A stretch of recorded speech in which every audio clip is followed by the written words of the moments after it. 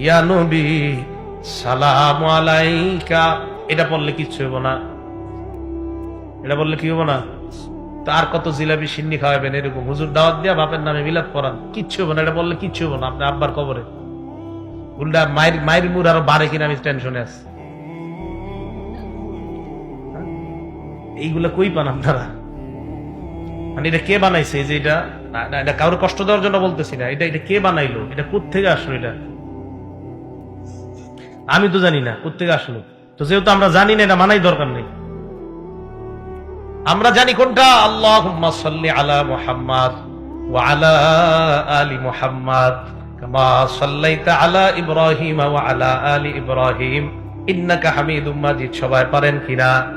এটা কে কারে শিখাইছে একটু বলি, এরপরে গুরুত্ব দিবেন।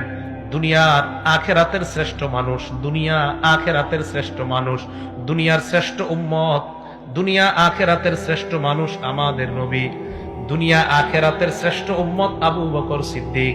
এই শ্রেষ্ঠ মানুষ শ্রেষ্ঠ উম্মতকে এই দুরূদ শরীফ শিখাইয়া দিছে।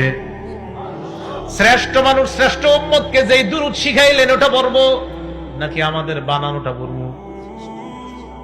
ভাই কথা বুঝে আসছে তো? তো ওইটা আমরা না পড়া পড়ি কোনটা? বানানোটা। বানানোটা পড়বো, সওয়াব হবে না, ওইটা বললে সওয়াব হবে। আল্লাহ কবুল করুন।